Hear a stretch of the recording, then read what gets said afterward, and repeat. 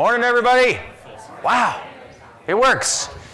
We're going to start right now. We'll be encouraging people as they walk into the room. Those of you walking into the room right now, fill out tables that are already sort of full, but not quite full yet, if you wouldn't mind. And if you're sitting at a table that doesn't have a person who can self-identify as an NGLC grantee, then move to a table that does. But I think we're probably okay.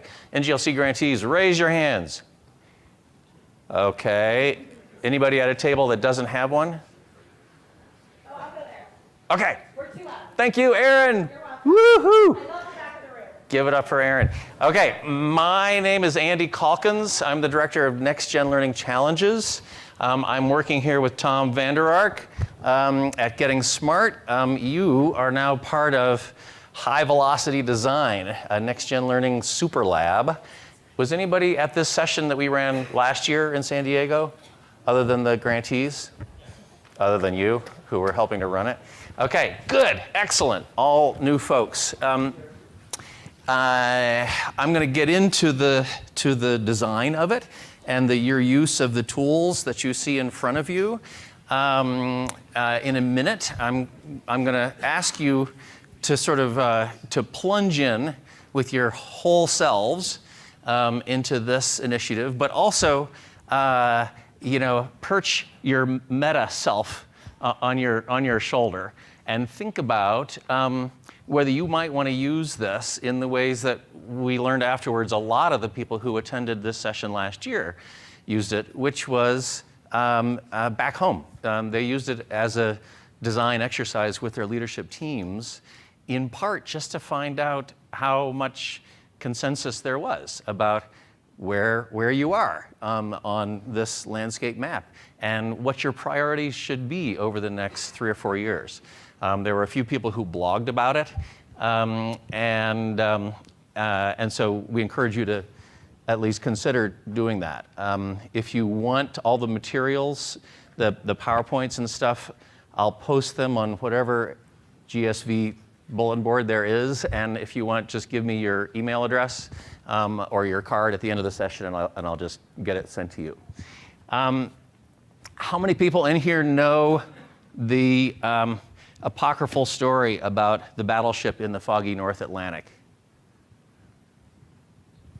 Maybe Tyler does, but he's not sure. Okay, so I'm going to kick this off by telling you this story, which either is a real story or it's one of those urban legend stories that's just such a good story that people just keep telling it.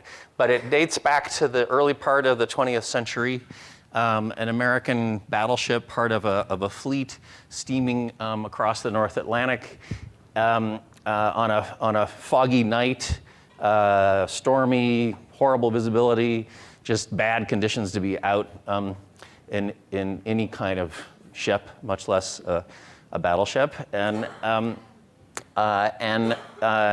they look out, sent down word to the captain that there was a light appearing just over the horizon, and that this ship and this battleship were on a collision course with each other. So what should we do? Captain says, well, just radio the ship to say, we're on a collision course, suggest you change course 20 degrees. So the lookout radioed that message to the other ship, got the message back, read you loud and clear, suggest you change course 20 degrees. And so the captain was a little nonplussed by this and said, excuse me, I'm the captain of this ship, strongly advise you to change course 20 degrees. The message came back, I am a seaman second class, strongly advise you to change course 20 degrees. And so the captain said, name a district or a city or a state that's sort of self-important. San Francisco. That's a perfect answer, isn't it? I am the captain of the US ship San Francisco and demand that you change course 20 degrees. And the answer came back, we are a lighthouse, your call. Right? So why do I tell you this story? Not only because this is the story of of high velocity, high tonnage entities steaming along, very secure in their own reality.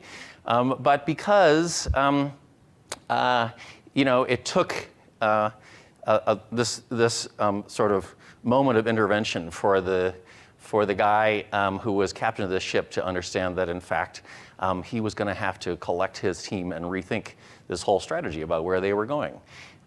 You all, we're going to find out who you are in a minute, are steaming along as part of a great enterprise, somewhat akin to a battleship, let's just say, that has been steaming along for 90 years, 100 years now. And we're becoming increasingly clear that we haven't done a good job of avoiding the rocks in our path. And there are new opportunities present to some degree in the people that you have at your table, both your colleagues who have come as participants in this session and the NGLC grantees, who we'll introduce to you in a minute, who are, like the lookout, seeing the opportunities, the new channels, the different ways of strategizing your way forward. And today's design session is all about the rethink. It's all about questioning our own reality, the things that we say keep us from making the choices we want to make, and the routes that some others are making right now around those lighthouses, around the big rocks in our path, and showing that, in fact, it can be done. So the method that we're going to use to do this is something that we developed about 2.5, 3 years ago for a convening of our grantees in Detroit. And we've now done this exercise ourselves as a staff. A bunch of our NGLC grantees have done it themselves, and we've done it in a couple of different conference formats, including at the GSV Summit last year. Before we move forward with it and I show you how we're going to use this, though, I'd love to just introduce, along with Tom, our co-host for this ceremony, each of the NGLC grantees who are going to be leading the discussions at your table. NGLC, for those of you who are not familiar with it, stands for Next Gen Learning Challenges. We're a nonprofit intermediary, more or less independently operating unit of the nonprofit EduCause.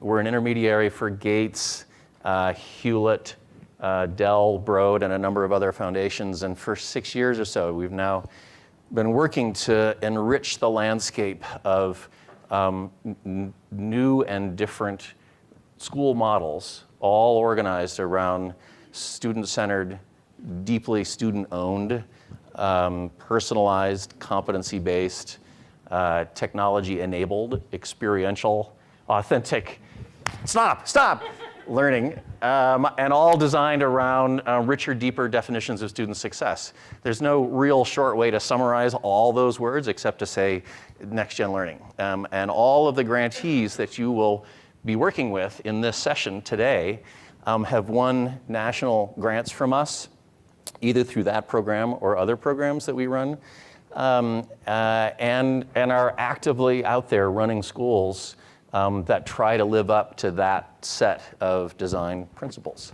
Many of them are schools and networks you may have heard of. A number of them are charters. Some of them are district schools. Many of them are brand new start schools. Some of them are conversions from existing schools. So we've got sort of every kind of type.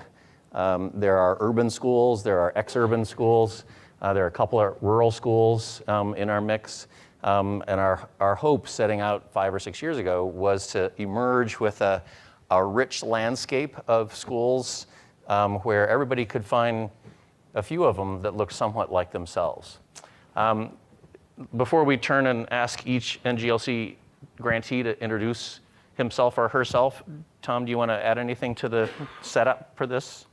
I would just I would just underscore two super important contributions by NGLC. The first is My Ways. This is the best student learning outcome framework that's out there. This is super important. If you as a district leader haven't had a community conversation about what kids need to know and be able to do, now is the time to do it. It's pretty simple. If you get people together and say, how has the world changed? As a result, what do kids need to know and be able to do?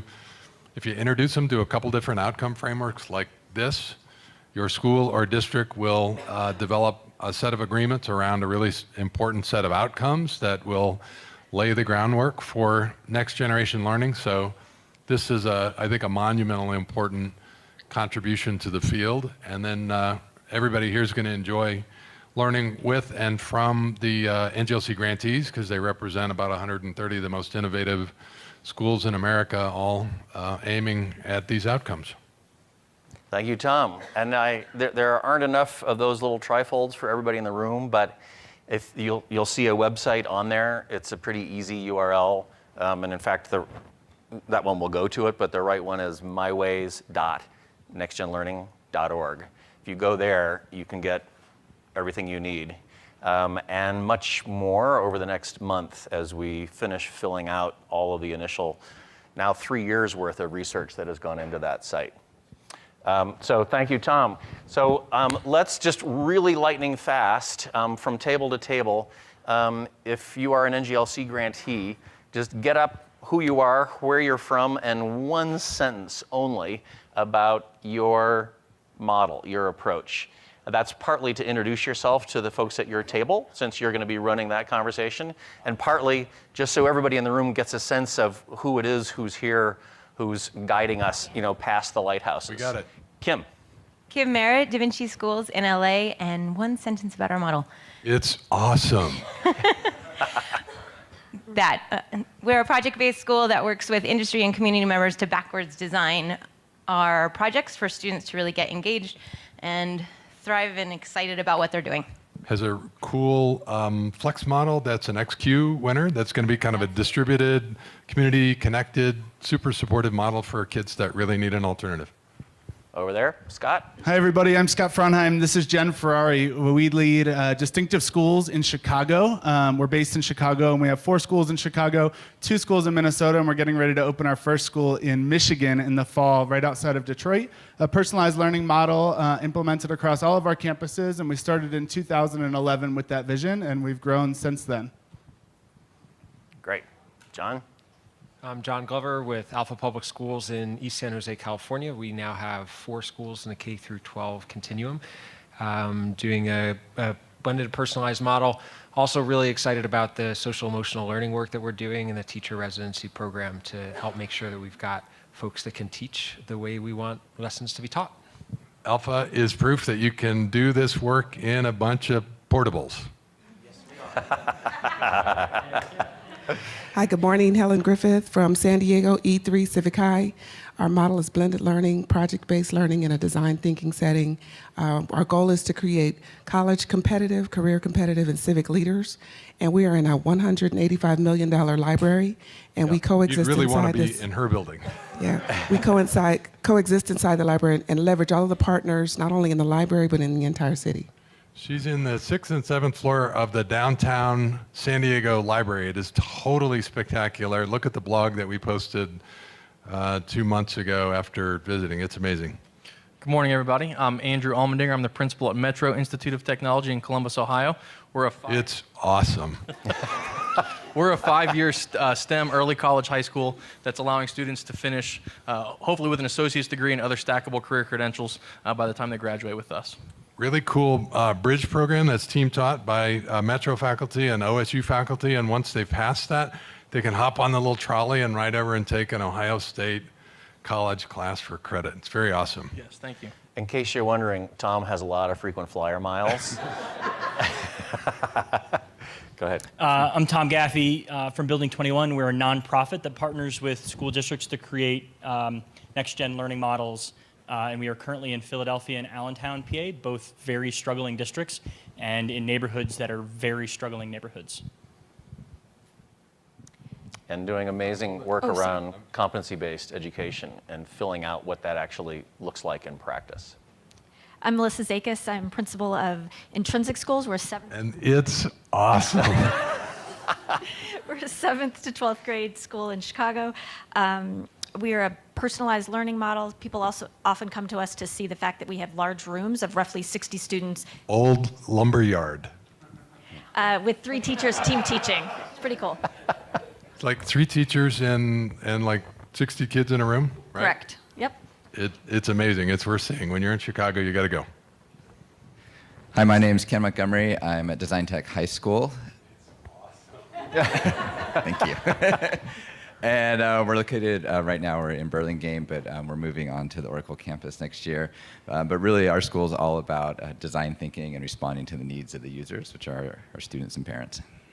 He had this wonderful, weird blessing of being started in a warehouse, right? So that no walls, and they had the opportunity to completely rethink how to use space and time. So, worth seeing. Which in fact, they turned into their opening curriculum at the school. All the kids showed up, not a stick of furniture in the place, and building out a physical model that manifests our learning model was their first learning curriculum unit. One of the 4 or 5 schools around the country that make design thinking really central to learning across the curriculum. Brian Setzer, Chief Design Officer at Matchbook Learning. We've traditionally been in Detroit and Newark. This year we'll be in Washington, D.C. and also Indianapolis. And we do a competency-based personalized blending model, but we're doing it with the bottom 5% of schools, so schools that are on the closure list, and spending a lot of time catching kids up multiple grades. We do that through a Spark platform, and really excited to learn and share with the group today. When you get a chance, ask Brian or Sajin whether you think today's accountability systems give encouragement to support kids that really need great school options. John Bacall, Venture Academy, Minneapolis. We are a personalized middle high school that focuses on preparing kids to be entrepreneurs. And the focus in high school is students go to internships that they choose and land 2 days a week. We're also working with Summit for our academic platform. And we serve all kinds of kids, including 30% students with IPs. If you haven't checked that out, summitlearning.org. They're a great partner. Phenomenal. Thank you. Hi, I'm Erin Moat, and this is Eric Tucker. He's trying to hide in the back of the room. We run Brooklyn Laboratory Charter Schools in Brooklyn, New York. Woo woo.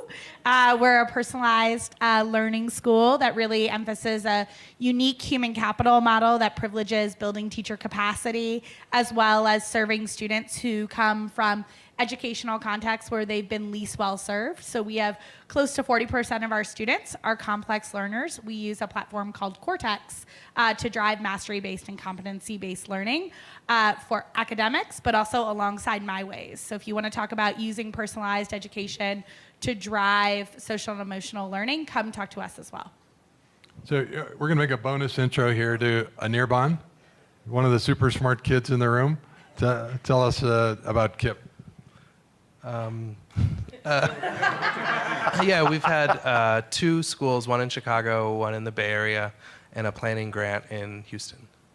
He is why Kip is smart about personalized learning today. So, thank you. And just a PS on Brooklyn Lab, another XQ winner, opening 2 high schools in Brooklyn, and deeply connected to the whole. Right. Yeah, right. So I'm Sujata Bhatt. My NGLC hat is the incubator school in LA Unified, which was a model of design thinking moving into entrepreneurship for all with an SES integration objective. But now my hat is Boston Public Schools, where I run innovation, and I am proud to say we have 3 BPS principals in the room working on redesign, and Tommy, our superintendent, when he steps back in the room. Great. Brian. I think last but not least, perhaps? Not sure. Brian Blake, Sanborn Regional School District in New Hampshire. We're a fully based competency K-12 system, public school, one of the first 4 in the country to be allowed to pilot performance assessment of competency-based education. And along with that project, we've been working with the My Ways program, if you will, design, to completely separate out all of our work-study practices, so our grades are actually pure. And just an interesting note, we had some tough conversations with staff along the way, and had an enlightening conversation with one of the staff members in our elementary school during a meeting. And I said, "Look, guys, do you want to go back to the way we used to grade?" And without a doubt, she was very forceful. She says, "Dr. Blake," she says, "we cannot go back. That's educational malpractice." And I just thought that was so telling for the shift that we've seen in our teachers and in our system. That's awesome. Thank you. Go ahead. All right. Yeah, we clearly didn't plan well because there's a bunch of us in this corner here. My name's Ruri. I'm with Caliber Schools. We are a small charter network in the Bay Area. Our model, I think, has 3 pillars, one being personalized blended learning, the second being social and emotional learning and really investing deeply into that, and the third is computer coding. So we are kindergarten through 8th grade, and we start teaching coding in kindergarten. And Tyler over here, since you're already promoting Summit. Here we have Summit standing here in the flesh. Hi, Tyler Sussman from Summit Public Schools and Summit Learning. I'm the Director of Partnerships for the program.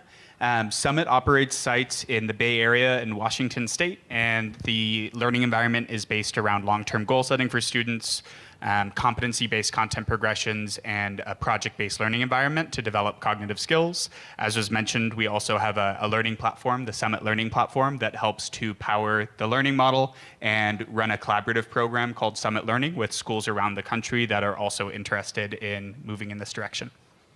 Excellent, thank you. Are there any other NGLC grantees and partners in the room that we missed? Good, okay. So everybody else, the participants in this design lab today, let's just find out a little bit about who you are. If you are located in the district, doesn't matter what you're doing, superintendent and all other jobs, raise your hand. Great, district leadership. If you are located at the school level, doesn't matter if you're in instruction, school leadership, raise your hand. Good. If you sit in both of those chairs at once and your district is so small that it's the school and the district, raise your hand. Nice, okay, good. If you are part of the nonprofit acronym foundation blob, raise your hand. Good, nice to have you here in the room. If you are part of the innovation design, provider, tech folk component that's here at this event also, raise your hand. Good, welcome, nice to have you here. If you are part of the sort of policy apparatus at the state level or above, raise your hand. Okay, we can talk about them all day. Yeah, all right. Who did I miss? Anybody else part of a species that's, yeah? Colleges of education. Oh, sorry, yes. They were on my list, and I just, well, since you know EDUCAUSE, unlike everybody else in the room. So higher ed, thank you. Colleges of education. Really, great. So glad to have you here. We may come back to you later.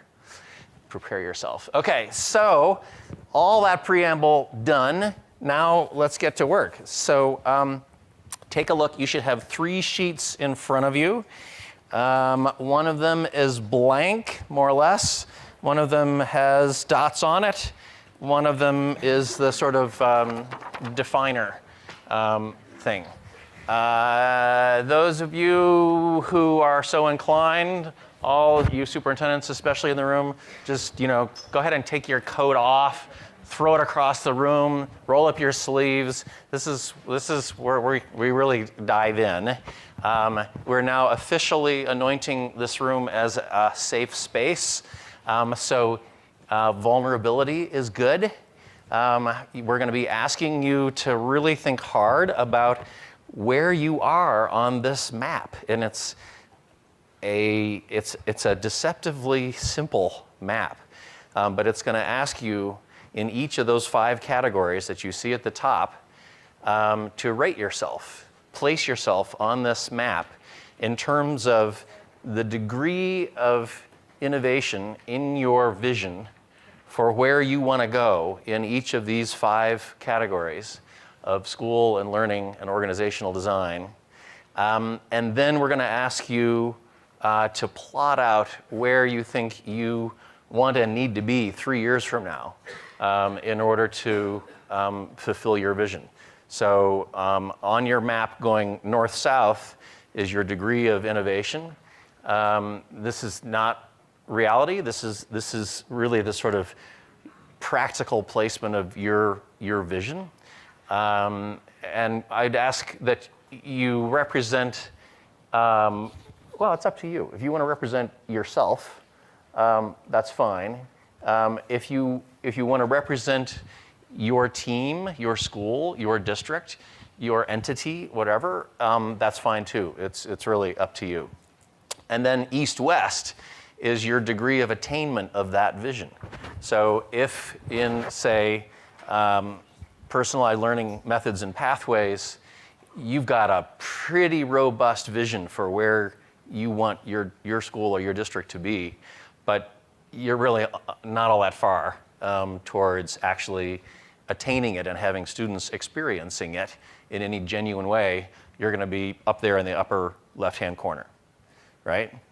And if you say, in human capital, you've made a really big emphasis on that over the last 3 to 5 years, and you've got a pretty robust vision for it, and you've really been executing on that vision, then you might be out there where up 6 or 7 and over 6 or 7 might be, right? So that's generally where we want to go, right? In the towards the upper right corner.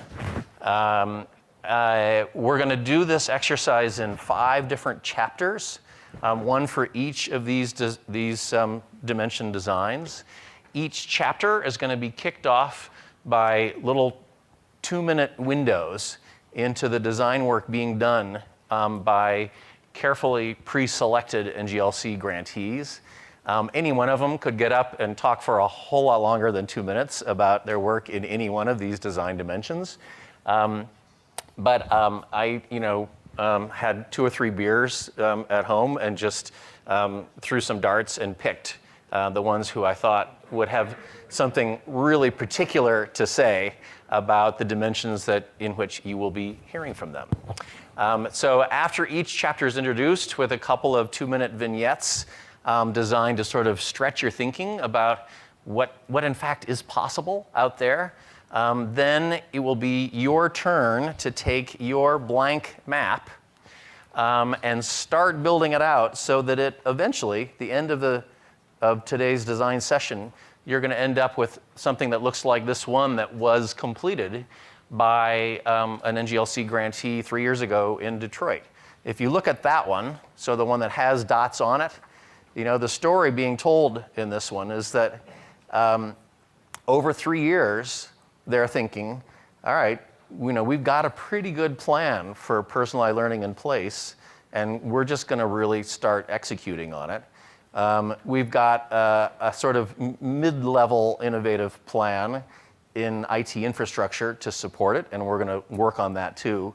But the 2 places where we are going to collectively really dive and emphasize and go deep on are the 2 where you see lots of altitude climbing going up and to the right. And that is in culture building and in human capital. That plan emerged that day for that school from that exercise.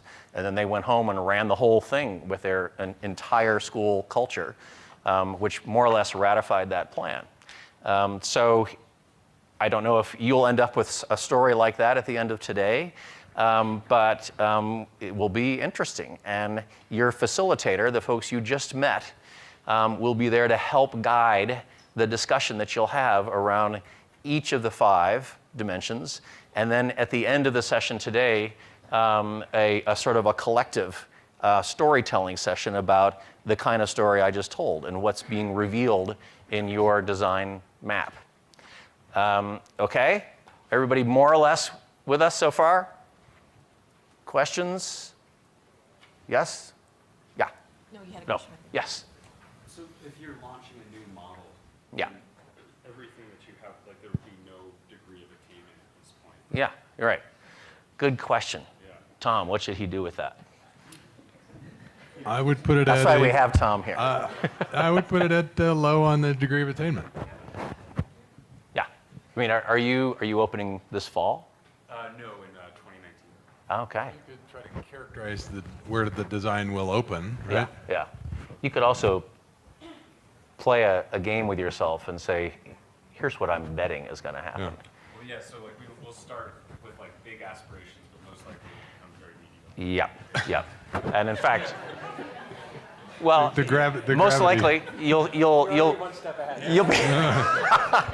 most likely you'll be like, oh yeah, we're going on this course, and then there'll be some lighthouse in your way, and you'll say, oh, okay, we may not want to actually, and you got a couple of good storytellers here to help you do that. But that would be a good exercise. Those of you who are not practitioners at the school and district level, like the lighthouse people say, it's your call. You can imagine who your nearest school partner is, or a school that you just are really familiar with. Could even be a school that your kids go to. And just as a sort of thought exercise, do that. Or turn yourself just into a sort of thought and discussion partner from your particular perspective with the table. We're thinking that for each of the chapters, we'll give you, a couple of minutes maybe, but no more than that, to plot your dots within the design dimension that we're working on. So the first one will be personalized learning. You'll hear from the two folks. We'll give you a minute or two to think about where you want to place your two dots. The first red dot goes on where you are today in terms of innovation and attainment. The next red dot, which you'll do at the same time, is where you really think you need to be, want to be 3 years from now. You can use the black markers then to draw a line, an arrow between the two, as was done on the other sheet. After that 2 minutes, facilitators at the table, you can ask for the big reveal. Everybody shows the table what you've got, and that will be your cue, facilitators, to start the conversation and start trying to spot trends. Who's alike and who's dissimilar, both in terms of where they start and what they want to do over the next 3 years. We'll give you each chapter conversation another 5 to 7 minutes or so for discussion at that point. Tom and I will be circulating among the tables. We'll be looking for themes across the tables. We'll do a little bit of surfacing of those themes before we move on to the next chapter. Good? High velocity, I'm telling you. Okay. So let's start with personalized learning. And who's first? Melissa. Okay. Can you guys hear me? Oh, it's on. Okay, so I think personalized learning means a lot of different things to a lot of people. So what I thought I would do is just explain what it looks like in our school. So as I mentioned, we have big classrooms, so there's roughly 60 students in a class. This is for English and math. They're 90-minute block periods, and you would have 3 teachers, 2 of them gen ed, 1 of them special ed. So those 3 teachers have the autonomy to design how the time and space works within that 90 minutes. They teach 3 periods a day and have 1 period, 90-minute prep free together, so they're together all day long. When you walk into the room, we have various spaces of the room. So along the perimeter is what we call the coastline, where students are working independently. There's 2 places set up for teacher-led instruction. So there might be a group of kids at the coastline, a couple groups at the teacher-led instruction, which are then designed to be very small groups, like 10, 15 students at a time. We also have spaces for students to work collaboratively. Okay. So, and I'll explain how that works. And then we have spaces sometimes for students to be leading the instruction as well. So the design of the physical space is set up for the various activities that we want to have happen. Students come in, they'll get a weekly packet, and it may say, here's the spaces that you're going to, or in some of our classes, they're actually designing it so students have choice. So like in our 9th grade English class this week, they were starting a new unit on poetry, and the students could say, they get their packet that says over the week you have to analyze 2 poems, you have to write a poem, and you have to do this other analysis of something related to the poem for half the time, and then the other half of the time is built in their student book clubs or kind of lit circles. But they could choose to say, I really struggle analyzing poetry, so I'm going to go to the session that the teacher leads, or I think I can do that more efficiently on my own, so I'm going to do that to make sure I don't have any homework. So we do a lot of like playing around with the fact that we have flexibility given that 90 minutes and the 3 teachers. The other thing to say about it is that our special ed students are all in those pods, or at least the vast majority are in those pods. So it allows the special education teacher to work with all students, and it allows the students to see 3 teachers and not feel like they're excluded. It's a very inclusive environment, and sometimes they work with other students with special needs, and sometimes they're in groups with gen ed students. So it works really well for our special ed students. On the math side, one of the things that we're really proud of is that we want to meet students at their level, but we also don't want to track kids. So that balance is like almost impossible. And what we found with math is we do these 2-week units, and we've had a teacher figure out how to pair various math concepts so that students can start out in 2 weeks. Some students need the full 2 weeks to get through the content.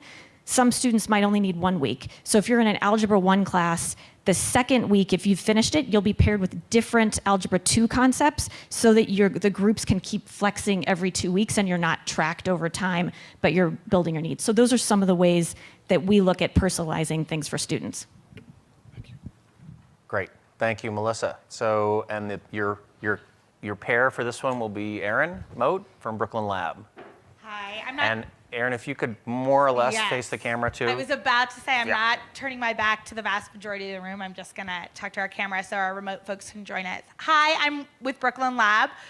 We think about personalization really within the dimension of relationships. And so that means that in addition to technology, through Cortex, where students own their own data and can see their own mastery and move through a variety of different learning experiences, we really leverage relationships and teachers, fellows, and master teachers in our model so that students are moving through different learning experiences. So if you come to our school or one of our campuses, you're going to see students who are in small group time with some of our fellows. That means that they're getting 2 hours of high dosage tutoring every single day in math or ELA, and they're either working on remediation or extension content. You also see a big driver of our learning and our personalization is around passion-driven work. So at the end of the day, our students choose 2 enrichments for every semester where they're doing everything from hackerspace to robotics to student council to Model UN to track to football to a variety of different types of activities that really engage them and allow them to connect to the school community. We're also a school that very much privileges inclusivity. When we have almost 40% of our students with IEPs and identifying as complex learners, that means that our students are in inclusive classrooms. So much like Melissa's model, there are multiple teachers in our classrooms and co-taught classrooms. And then finally, we really drive students to own their own data and privilege mastery. So students are able, through Cortex, to see how they're doing on different competencies, not just Common Core aligned standards, but also social and emotional competencies like wayfinding, creative know-how, executive functioning. They're able to use a digital agenda book to organize their goals and their assignments in a way to really make them advocates for their own learning.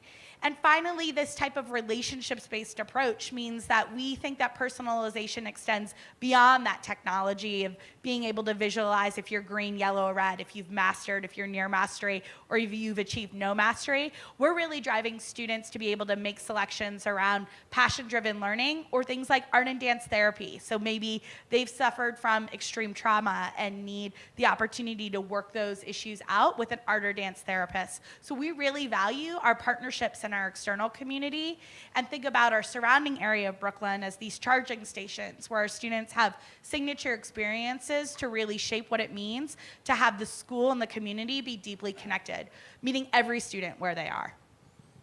Great. Thank you, Erin. Tom, any quick comments before? I want to underscore, I want to raise the bar. I want to have a really high bar when we're thinking about personalized learning. Underscore that we're talking about next gen is personalized, it's blended, it's competency-based. It aims at a broader set of outcomes that Erin described, including habits of success, creative know-how, and it's not just instruction, it's also the culture, the systems, the voice and choice that you create for kids in your school. All of those are in this first category.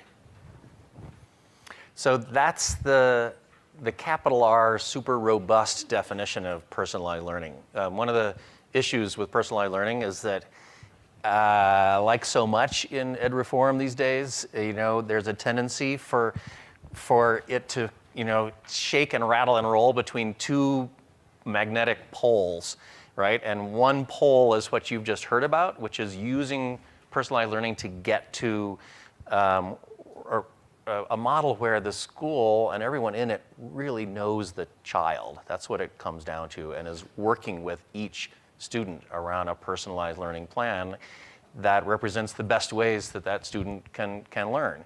And another magnetic pole that looks more like a sort of, an improved, but a slightly more muscular version of differentiated teaching, which is good. That's a step forward, but it's not this other. So that's the stretching place where we now ask you to go.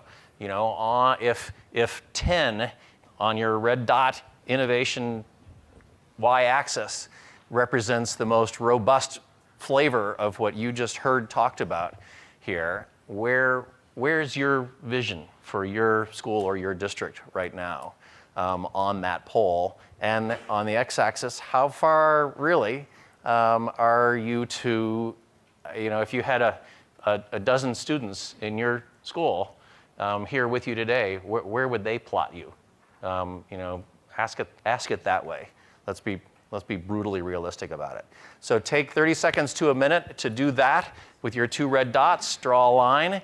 Facilitators, when you see everybody's done at your table, let's just let the discussion begin. You can invite people to talk about what they've said. You can identify some themes, and we'll go from there.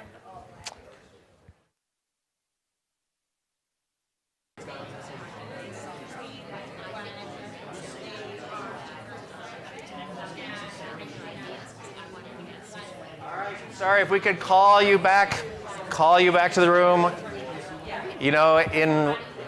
In a perfect world, you would probably have an hour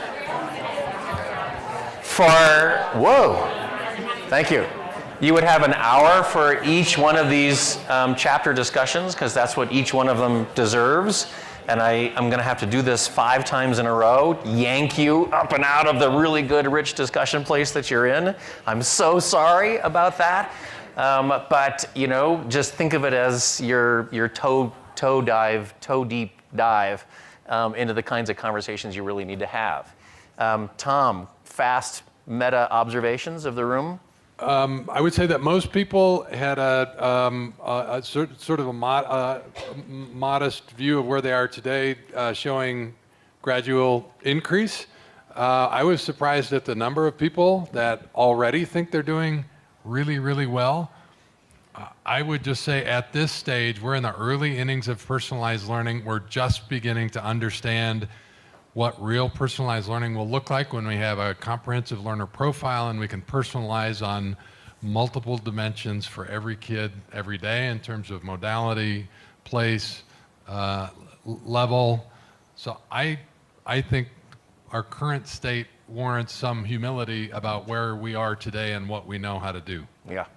Yeah, interesting learning point. At those tables, and I encourage you, NGLC grantees, fill out one of these landscapes yourself for where you are right now. A couple of the tables that I just was looking over shoulders at, many of the participants at the table had scored themselves bolder and greater degree of attainment than the NGLC grantee, which is entirely plausible because, these guys, good as they are, they don't, they're not the only ones doing this. But have that discussion when that comes up, because that's just an interesting thing. So let's move on to the second one right now. That is culture, student agency, power, skills. And we start with who? Scott Fronheim, over to you. Hi, everybody. Good morning. Andy, thanks for having us do this with you. Sure. Distinctive Schools started in 2011. Our founders began the organization after leaving large for-profit CMOs and superintendencies, and wanted to create a model and an organization that was focused on innovation and personalized learning within a specific region. And so in Chicago, they had an opportunity to take over 4 high-performing charter schools within the city limits of Chicago, where morale and culture was very low. Teachers were on the verge of unionization. Students were very, very compliant and supportive within their environments, but very traditional in setting. And so students walking on tape, binders up to their chest, transitioning on the count of 3. No student engagement, and so don't you dare do a turn and talk. We are going to sit slant all day long, staring at our teacher, tracking our teacher across the room all day long. Teachers leaving exhausted at the end of the day instead of students. And so when we went into these environments, we wanted to make sure that we were not just innovating to innovate. Performance was high, so our clients said to us, here are these 4 schools. Don't mess up our performance, but please innovate and bring this culture back to life. And so it was an interesting approach of how we would do that and how fast we would be able to do that. I'll share a little bit just about our West Belden experience. So CICS West Belden, managed by Distinctive, was our first school, a pilot trailblazer school. I had the opportunity to be the principal there for the past 3 years. And we began the transformation there because we thought performance was where it needed to be. Teacher readiness was definitely there. And we had very supportive families and communities in that school. So we began the transition by asking teachers to help us design, and we took our teachers through the entire design thinking process. We asked them to identify and help us identify the why for innovating at West Belden. And so what we did there was basically build this advocacy platform of teachers, deciding why we needed to change practice for students because they deserved more and they deserved a better exposure to a 21st century learning experience. By listening to teachers and allowing that teacher design to come to life, like there was no box and there were no barriers, it was really hard because we had to listen to thousands of ideas, but by listening to those ideas and allowing teachers to be part of that design process from day one was exceptional. And so we were not this charter management organization coming in telling teachers how we were going to do things or when we were going to do things, but allowing teachers to design with us and help us to build our model from scratch. We had no vision for what it would look like until we started to partner with Next Generation Learning Challenges, our regional partner Leap Innovations, as well as the Chicago Public Education Fund to help us at that same time in 2011, 2012, start to structure our model and start to build our model with teachers. We had open, transparent conversations with teachers in year 1 to say, we're really excited to have you on our team. This is where we're going in year 1, 2, and 3. Are you with us? Are you not with us? We had a few teachers that said, I'm ready, put me in. I want to be your pilot teachers. I want to go prototype in my classroom. We had some teachers that said, you're all crazy. I'm out of here. And we had some teachers that said, you're crazy, but I'm into it. I just need a year or 2 to get on board. And so we allowed that flexibility by allowing those teachers to watch from the sidelines from some of our pilot and prototype teachers within the classrooms. We called it the sideline effect because within 2 weeks, our teachers from the sidelines were jumping in and learning the work alongside of our pilot teachers. And so moving the shift towards student culture, we wanted to make sure that we were empowering teachers and getting them very excited with this advocacy platform for what kids needed more of to be able to translate very quickly into what the student culture and the ownership and the engagement look like in our classrooms. And if we didn't start with the teachers, we feel like we would have never gotten to the place where we are right now with students in our classrooms, thriving in the most exciting environments possible. Excellent. Thank you, Scott. So I hope you heard the takeaway in there about starting with the teachers. This is a CMO working with existing schools, but that's where they started. It wasn't with some top-down idea of what the course should be. Let's let this come from the ground up. The next perspective will be offered by one of the district people in the room, Brian Blake, who's from Southern New Hampshire, Sanborn Regional. Right to the camera. Good morning. As I mentioned earlier, Sanborn Regional School District is a district of about 1,740 students spread over 4 schools, so we're not a very big district in comparison to the San Francisco Bay Area or anything like that. Our journey, we changed the culture of our schools by increasing our student voice. They're no longer passive recipients of their education. The grades are pure. As I indicated earlier, we transformed our system into a completely competency-based system and pulled out all of the work-study practices so that students are just being graded and assessed on the actual competencies, the things that they need to know and be able to demonstrate in each of their courses. And all of the work study practices are also reported out, but separately. And they are on the report card so that colleges and they're also on transcripts so that colleges and universities can see what kind of a student that person is that's applying to their school. Because at the end of the day, what does a 94 mean? It means that maybe you memorized a whole bunch of material and you're good at taking tests, but that doesn't say anything about what kind of a student you are. So we feel that our system that we've developed is much more powerful and gives folks a lot more information than a traditional report card or grading system would. At the elementary school, the students are given voice and they have the opportunity to talk about and work on their own things that they feel are important, whether they need to work on communication or empathy or self-regulation, any of those types of things. Those students are able to self-identify on a weekly basis and then work toward specific goals in those areas as the week goes on. They can work on a particular goal for several weeks, or they can change goals in midweek if they feel like they've gotten something, a particular behavior or a situation under control.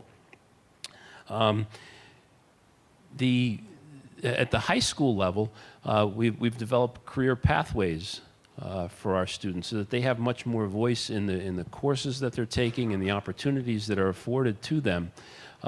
Again, by them identifying the things that they're interested in, we've completely changed the thinking around teaching and learning.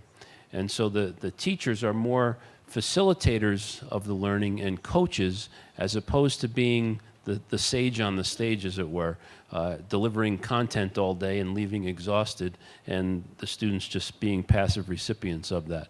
So we've had a great impact on the culture of our system through those types of things, and at the end of the day, we're seeing much improved student achievement results and a much better, more positive culture throughout our system. Great. Thank you, Brian. And for those of you who are in districts and schools working within that model, if you don't know the work of Sanborn, you should be like bees to honey at the end of this session. Brian, don't go anywhere real fast because as an example of a sort of really coherently organized through line from a state that has gone farther than any other to enable its districts to do the kind of work Sanborn is doing, to the district that sees its role as enabling the work of the teachers, to the teachers as seeing their work as enabling the work of the students. I mean, go talk to him. Okay, so now dive into your map again. This is your yellow dot.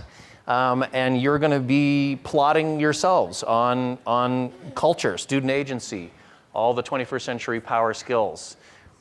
Where have you designed yourself to be, and how far along are you in your attainment of that vision? Then facilitators, when it's time for you to talk, we're going to ask you to do a sort of power whip around. Because we're going to have to start not allowing as much discussion as we did in the first chapter. So just try to be really efficient when you start up your discussion. Okay, go for it.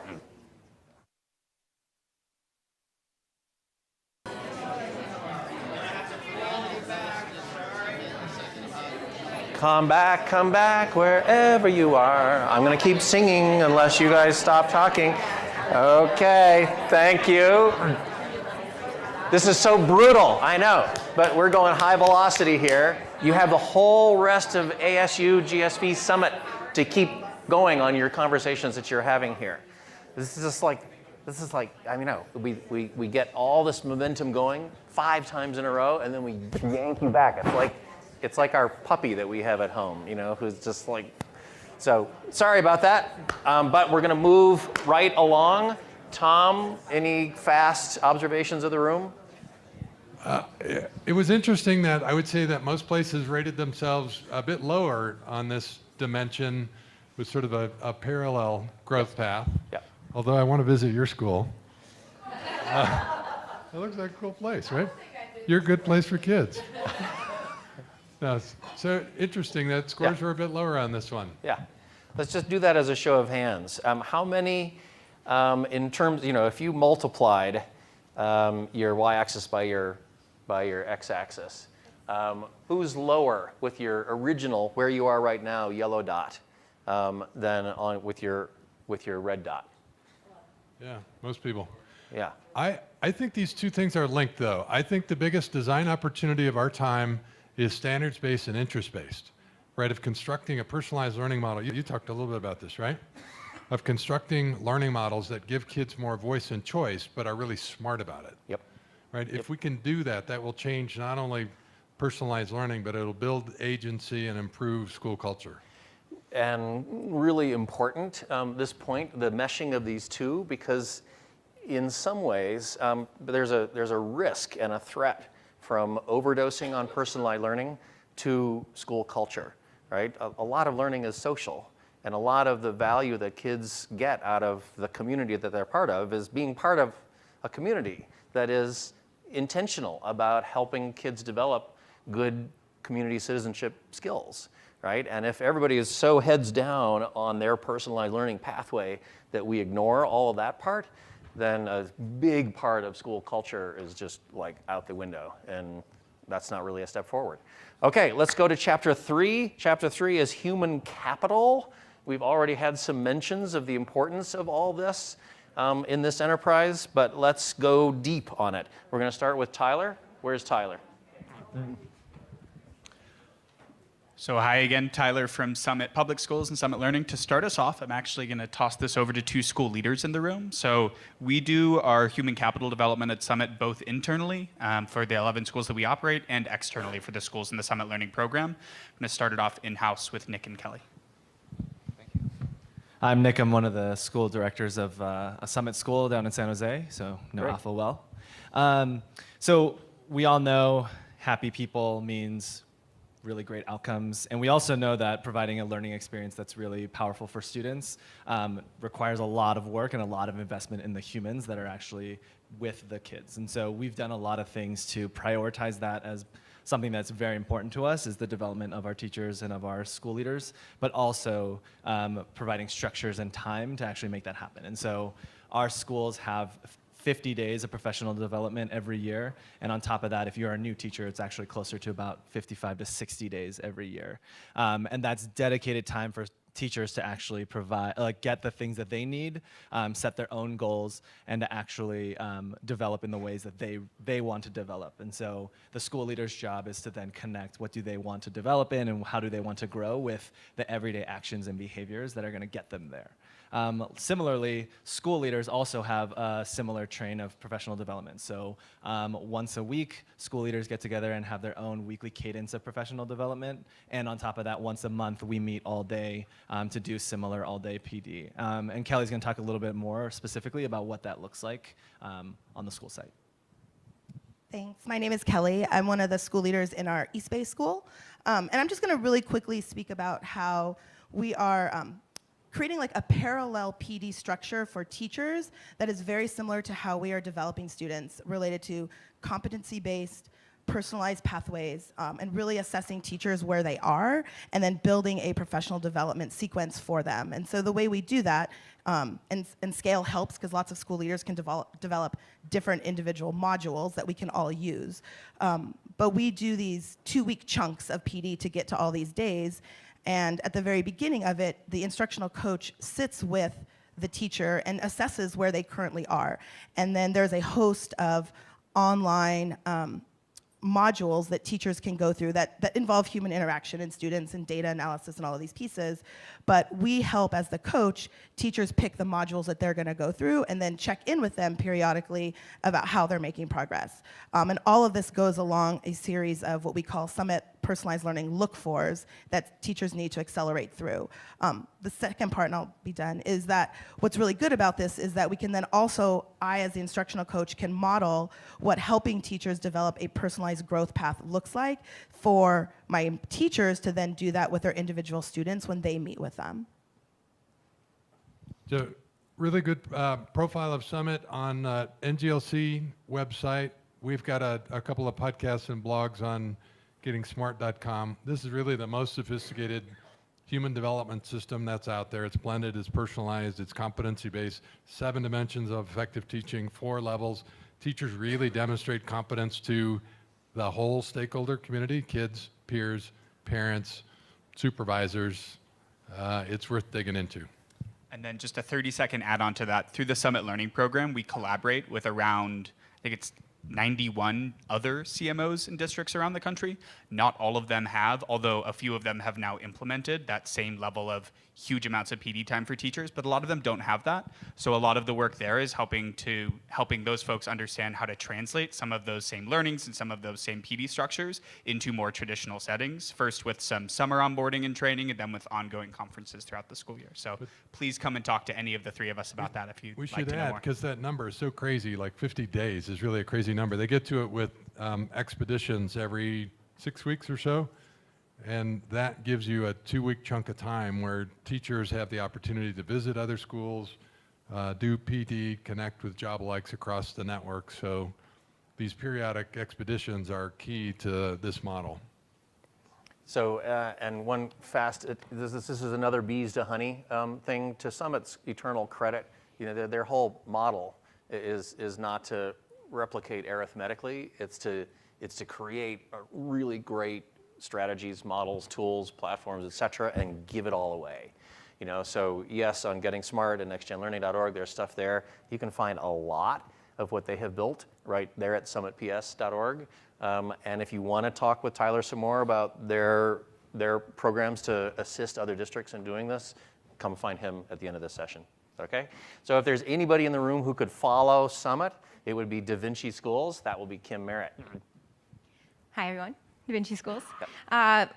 In regards to human capital, we really think about it in 3 ways. We think about it as get good humans, help them continually grow, and keep them happy. And I'll talk about one specific thing that we do for each of those just to kind of keep it streamlined. So get good humans. It's really hard to get good humans. And we actually prioritize getting good humans over getting good teachers. So we do a symposium, and our entire community is involved in that process. It is not, I as a leader will never just hire someone. It's our entire community that brings in a teacher, assesses how they do, they talk to our students, they teach a lesson, they meet with parents, they have just a kind of a gamut of things they have to do, and then our entire community decides who we bring in. So that has an extra effect of not only bringing in good people that work well with others, but also bringing in good people that our people have a stake in. They want them to be successful. They don't feel like it was something that was done to them, but something that they've done with. So that's one piece. Helping them continually grow. I'll just focus on one. We have shifted our thinking. We've ditched assessment and moved towards goals. I used to say, here's what you need to work on as a teacher, which is really lame. I'm in your classroom a lot, but I don't know all the things that you're focused on and what you care about. So teachers now self-assess. We have conversations around those goals, and then everybody across the network will pick one thing that they want to work on for that year, and we have a teacher POL that they engage in. It's a design thinking process that starts with really watching what's happening in your classroom, talking to students, creating an innovation around it, and then throughout the year, constantly innovating around that, trying to find a solution, and then presenting to your peers throughout that, because everybody's on the same level. An experienced teacher is just as focused as a brand new teacher on one thing, so everybody's really open about that process. And then lastly, keep them happy. We really believe in fun. Our PDs are about 30% fun, which sounds ridiculous, but they are. You work with people well that you talk to and you know and you have fun with. So we make sure that weird inflatable balls are part of our PD. Teachers lead about 50% of our PD. So between the 30% of fun and 50% of teacher-led PD, I don't talk that much or do that much, which is great. I think it's a big part of trusting your teachers and making sure your human capital believes that they're part of the solution. Great, thank you, Kim. So if there's a thread in what you heard expressed right here, you could say it is that these models are striving to have their professional learning with the adults in their buildings reflect all the attributes of the learning that we're trying to bring to the kids. Would that be a fair statement? Yeah, and it turns out that's in some ways harder to do with the adults than with the kids. Who would have known? So, all right, let's dive in. The color for this one is orange. So place your dots where you are today in terms of innovation towards what you just heard. And then over to the right in terms of what you have attained in implementing that vision. And then an arrow between the two. Then facilitators, same thing, high velocity touch points with everybody around the table.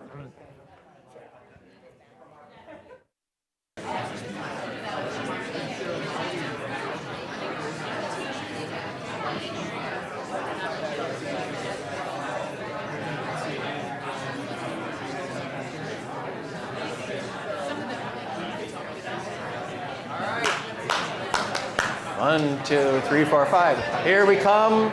Back together again. Back together again. Thank you.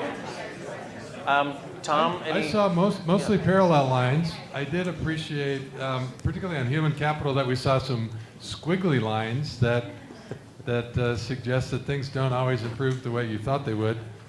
And then I have to note that I thought, oh, poor Alpha, things are going to hell in Alpha. And then I noticed that the chart was upside down. Things are going well at Alpha. It's all in your perspective. Excellent. Okay, so let's move on to budgets and facilities. And to kick us off for this one, Helen, over here at this table from E3 in San Diego. Hi, good morning. We're at E3 in San Diego, and we are fortunate to be in an amazing facility, as I shared with you earlier, $185 million building, which in the charter world is a dream. And so I don't want to focus so much on the building because there's some at our table that we're talking about how they have money and they can't do things because they're tied by district. But what I want to talk about is what you can do inside the building, within the walls of E3. We have different types of seating, flexible tables. Our walls are writable. We put dry erase tables in the building so that we can chart on the tables, we can write on the walls.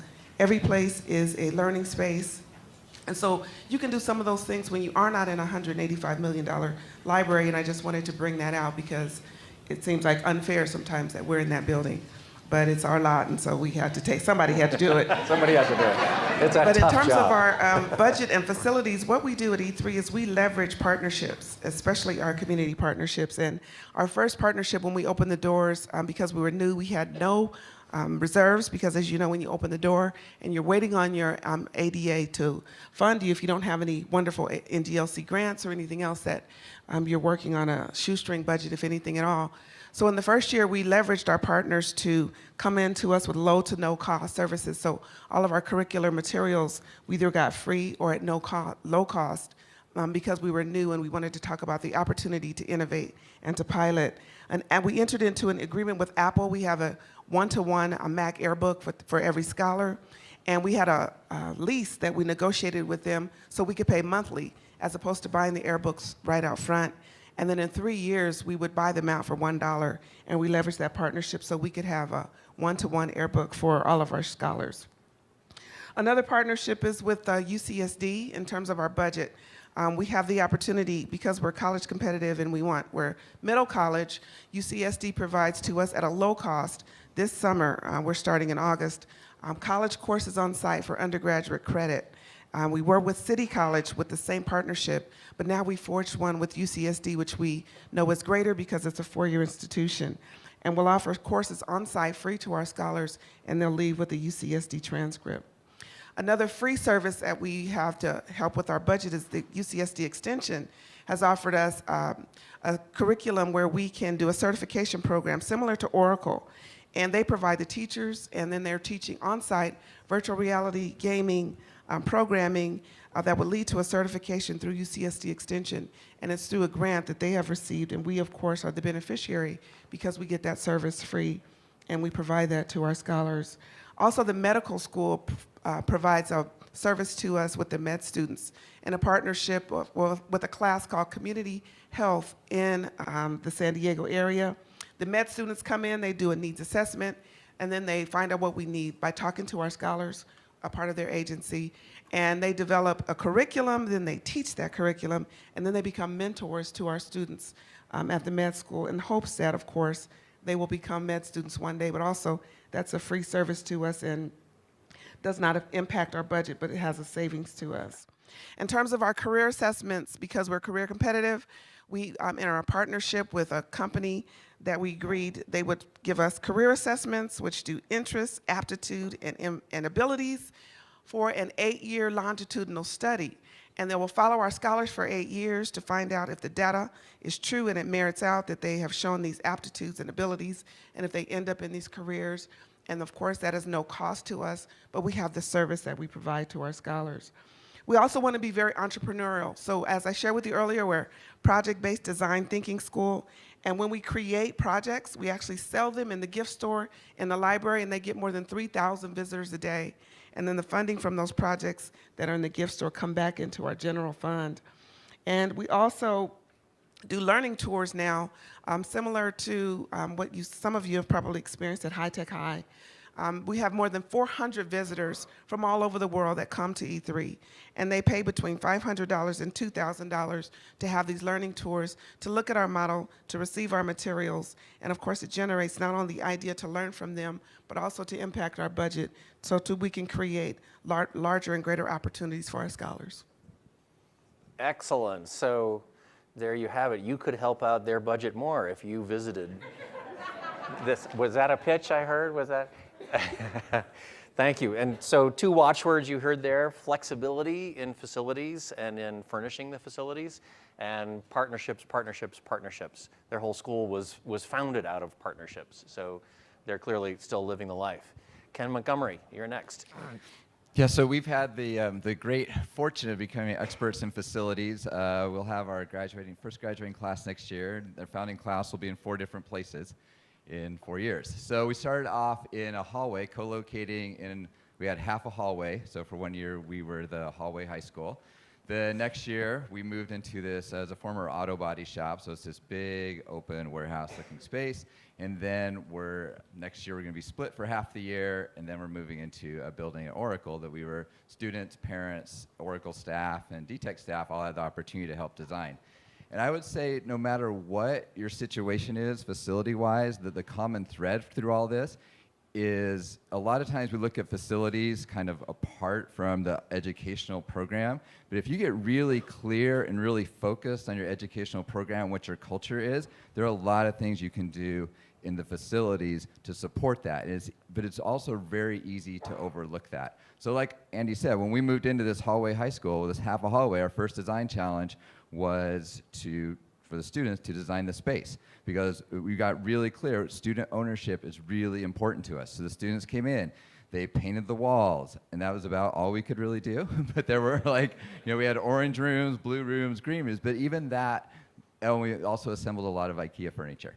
So, but even that gave the students a sense of ownership, that this place is ours. And it's really important then to continually allow student curation of the facilities, because it's okay for students to put posters out, to do different paintings and things like that. We our current warehouse, a foosball table showed up one day. I have no idea where it came from, but it's this idea that the students own this and that they end up treating it differently. And it can also have a positive impact on your budget. For example, we don't have custodians.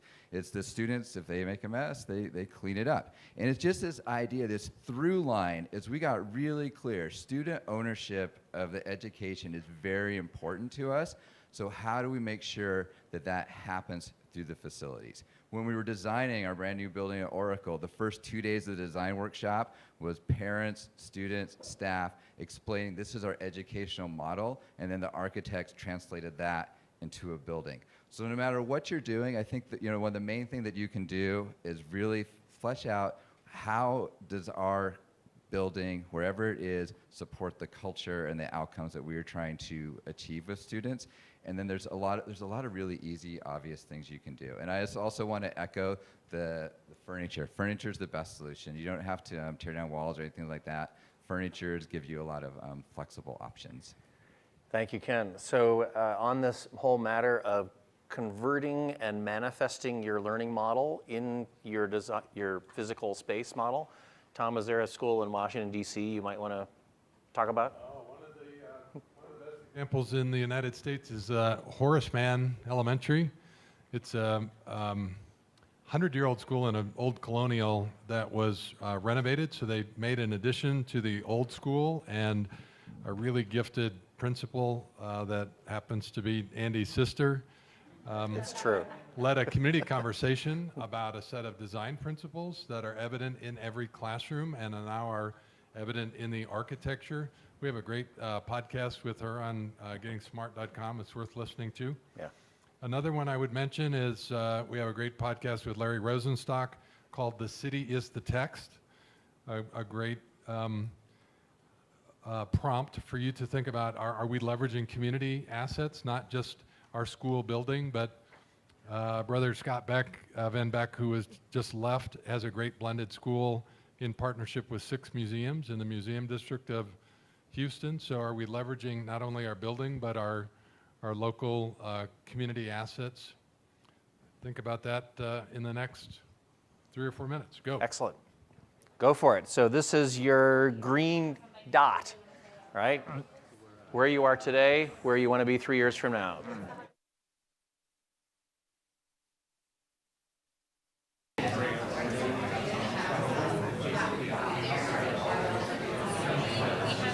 All right, I'm so sorry. Going to have to pull you back in. We are high velocity here.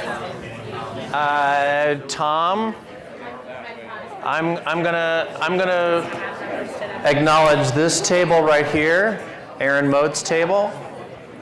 This table looks most like the inside of my head.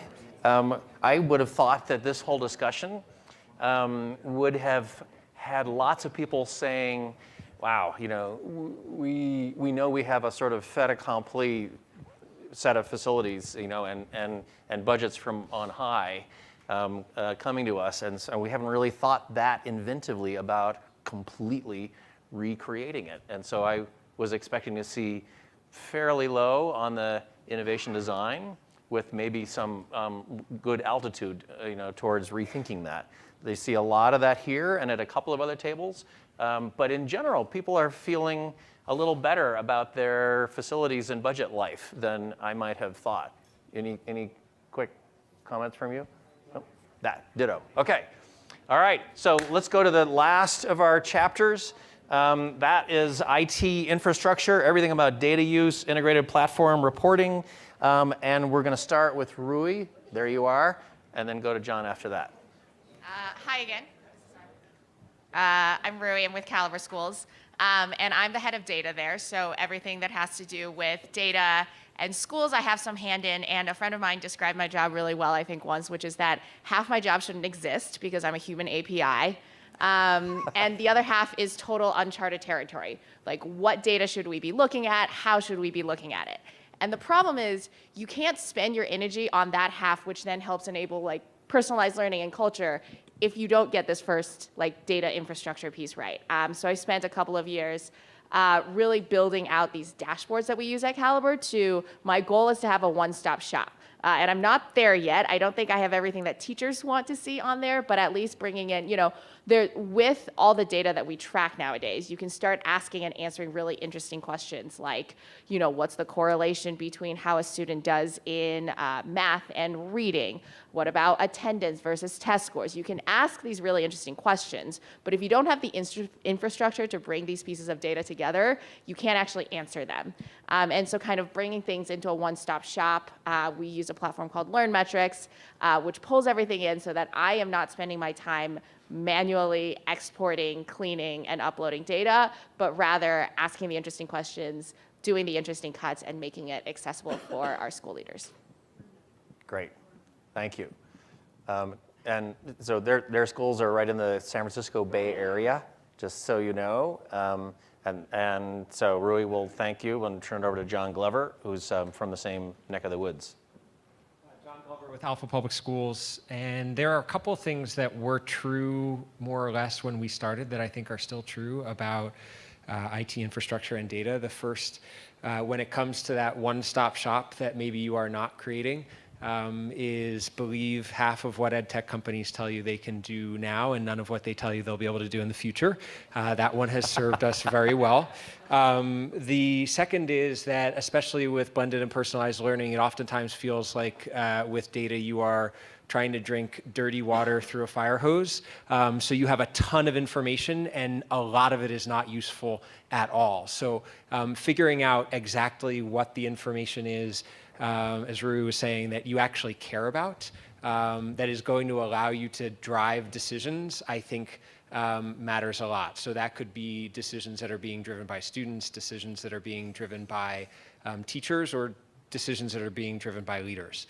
If you don't have an answer to what you really care about, and really thinking about outcomes, I think one of our mistakes early on was thinking about looking at data on inputs, and that did not often correlate to the outcomes that we were seeking. So getting very clear about the outcomes that you are looking for, and then looking first for simplicity in terms of, so that if you don't have a human API,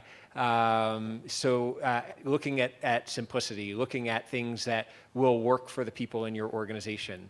So dashboards that ideally are as automated as can be, but maybe are not always, but are allowing you to get the information simply and accessibly into the hands of people.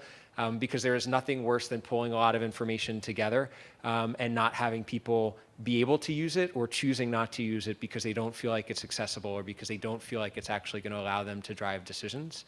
And then the last thing that I would say, and again, not really an IT infrastructure thing, but having systems and structures in your organizations that allow people to come together and actually analyze and talk about data and create plans for how they are going to use it.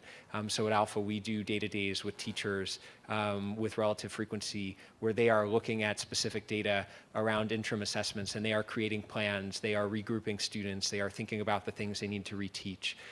They are building out structures in their classrooms that allow for the separation of remediation versus the grade level work that needs to be done.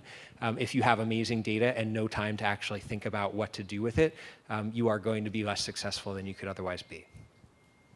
Great, thank you. So everybody tuned into John's formula. Half of what they promise you, they can deliver right now, you can believe. And what was it 0% that they promised later?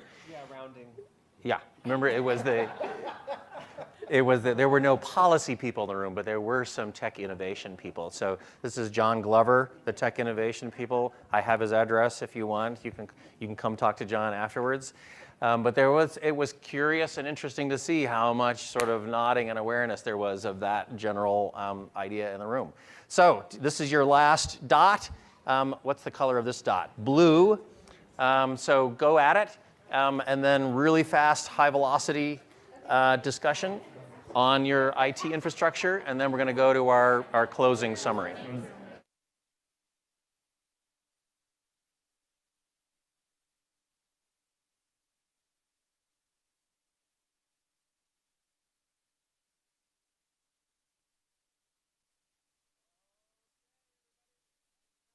IT, let's come back to the room. We're going to take the next 10 minutes leading right up to noon. That's when the lunch will start. But we're just going to do some really fast wrap-ups here. We have 2 NGLC grantees, Brian Setzer, Sujata Bhatt, who have volunteered to do meta observations around the room. I'll ask you guys to go first, and then Tom will turn to you, and then we'll wrap it up and send you on your way. Go ahead, Brian from Matchbook. So breaking it down a little bit into plus delta from table and also hearing different tables through the day. One is just an overall comment that it's nice to be around folks who are transparent and honest about where we are. Not just from last year, but over the last decade, folks have sort of moved from isn't this cool to this is very challenging and we're thinking very deliberately about it. So I think that's an overall comment. I think on personalized learning, while a lot of folks map themselves very aspirationally high, that's also because their teams have already been collaborating around the elements of it, and they feel very strong with sort of their starting point. I think on culture, that was, again, a big needed aha. that unless you have that right and the change management that that entails, many of the leaders, both at our table and around the room, you don't have to convince them. They're the early adopters on the diffusion curve, but they've got to address faculties and communities and stakeholders culturally that really needs to be clear and bring them along. There was a lot of discussion around differentiation of professional learning too. I think on the human capital, it continues to be a concern and also a creative opportunity for the folks that we had conversations with. I think they're thinking very critically about how to grow their own and how to reach out and do non-traditional programming to make that happen. On budgets and facilities, while there's been a lot of cash infusion and a lot of opportunities to sustain impact or to create or make impact, I'd say one delta is what is the return on that? So how are we sustaining some of the grants? How are we looking out further and really reinvesting in the types of things we need to be successful? And on IT infrastructure, there was a lot of discussion around as things come about with personalized learning, whether that's AI or the various things that we're grappling with on the Internet of Things, that we're going to need to think more thoughtfully around shared services and cloud services and things that really can benefit our students, not just at the schoolhouse, but in middle mile connectivity outside of the schoolhouse and last mile connectivity to their homes. Yeah, great. Thank you, Brian. Sujata. Is this on? Yeah. So I guess I'll do a big overview. One difference between last year and this year, and I don't know if it's because we're a year further along on the journey or it's a different crowd that's self-selected into this, is there's a lot less conversation about what do these terms mean. And I think last year there was this like, oh, wow, wait, is that what you mean by personalization? Wait, this is what we think. And there seems to be more of a common language developing. The one place that there is possibly blurring and shifting happening is personalized learning versus culture and agency, because there are so many places where those overlap. And is there a need perhaps to combine those terms or to split them out, define them more carefully as separate? And then another observation is there's a lot of solutions in the room. There are a lot of places where we can learn from each other. I think we exchanged so many different, like, oh, here's a little 2-second fix for that, right? How do we capture that? How do we either perhaps use this framework as a organizational system to create a community that continues beyond just what's happening here? Great. Yeah, clicks all around. Tom, closing comments from you? Thank you, Sujata. So so first of all, as Brian said, this shit's really hard. Second, the tools we're trying to use suck.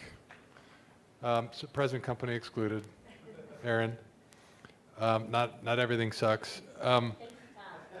So one thing that we need to do as a community, as a loose network of aspirants trying to do important work, is aggregate demand for next generation learning. This starts with data interoperability. So if you haven't signed the pledge, this is an altar call right now. So if there's districts here that haven't signed the data pledge, we'd love to. What's that? Project Unicorn. projunicorn.org. We need to start building demand for data interoperability, the ability to combine formative assessments, grade books that support competency, comprehensive learner profiles.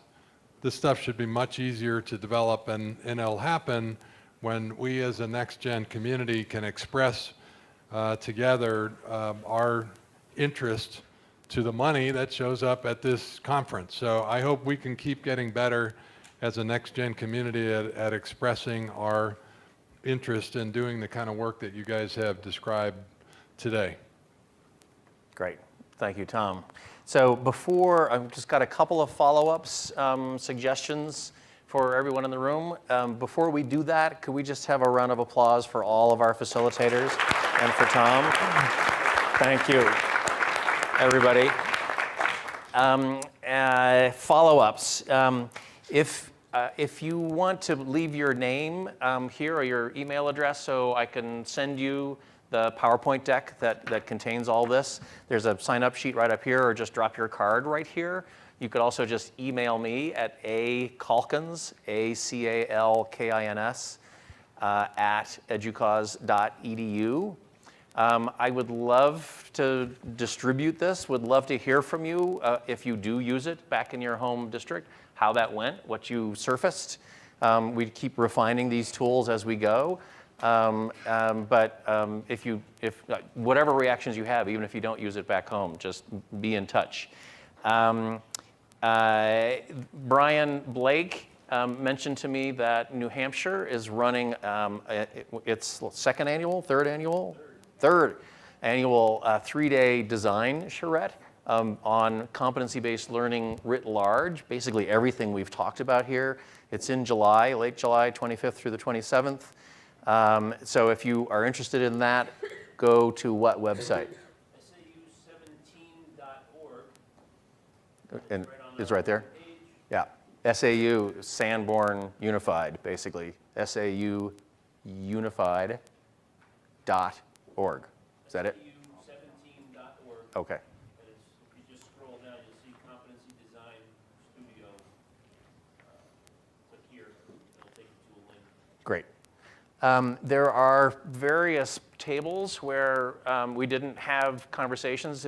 So if you want to use these or just sort of tell people about what this goofy high velocity thing that you did here and try to explain the dots, just pick them up off the tables. Otherwise, we'll throw them out or I have to take them home.